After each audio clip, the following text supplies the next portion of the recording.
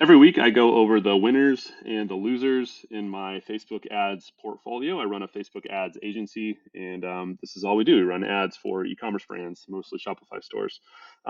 So the loser from last week, I can't even show you actually because I don't have access to their account because somebody else owns their business manager and their ads manager and lets them use it, but doesn't give them admin access, which is messed up. And in my opinion, if anyone ever runs ads for you, and you don't own the ads manager that they are using or the business manager they are using, you're getting scammed because they're spending money on your behalf, but you don't get to keep any of that data, and that data is really, really valuable.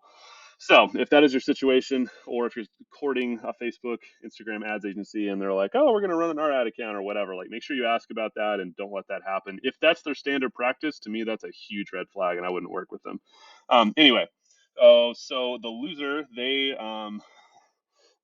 are a dropshipping company, and I think that's probably the biggest reason they're losing. I actually never worked with a dropshipper before, but they had some success recently, and I was like, all right, maybe this could be interesting, maybe it could work. But no mas so far. So, and I think the reason is probably they. I think dropshipping is very much predicated on having trendy products, right? So a product that's doing well. So like something pops up on Alibaba, it's doing really well, a lot of people get it, and then it just kind of dies off. So you're kind of riding these trends as a dropshipper, and it's really hard to do that. So, we went back and we looked. All right, what's worked best historically? That's normally what we do. What's the hero product? Started running ads and nothing really happened. And then we tried to carousel of a bunch of different products, trying to see which ones are the best. Didn't get much traction there. We're trying all kinds of things, trying worldwide targeting, trying a bunch of stuff. It's just not working. So, what are we going to do? We're going to go back to the drawing board. We're going to do some additional creative testing, some additional angle testing. So try out a bunch of different primary text, a bunch of different copy, and see if we can get something that really sticks. That's kind of our go-to move when we're in trouble. So we'll see if that works. If it doesn't, there'll probably be curtains for that one. Um, but yeah, so that's the loser. The winner is right here.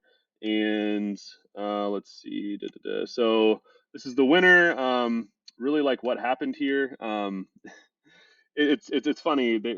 We've had them for a few months, and we've tried out a bunch of different things. You can see these are all different ad sets, all within the same campaign. We're only running ads in one campaign, but really, like, why did they do well last week? They ended up with a blended 4.39 ROAS according to Facebook. Um, why did they do well? Honestly, we didn't do anything, so we didn't touch anything. And I think the hardest thing to do a lot of times is nothing.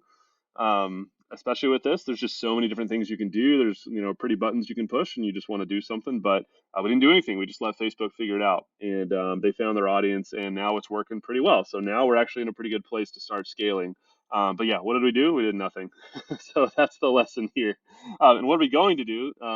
We'll keep an eye on this and see. I think it's been going long enough to where it's stable at this point. So we actually recommended scaling a couple of weeks ago, but they're having inventory issues because they do a lot of sales organically as well. It's not just what we bring in. So as soon as inventory is in place, we're going to start bumping the budget by 10% on Monday, Wednesdays, and Fridays. That's our typical go-to move. And if you have a stable environment in Facebook, that typically works and it holds. So anyway, that's what we're going to do for now. And we will always continue to do creative testing and copy testing to see if we can get new winners and put them in this winning column here. But yeah, that's what we're doing. So that's the winners and the losers.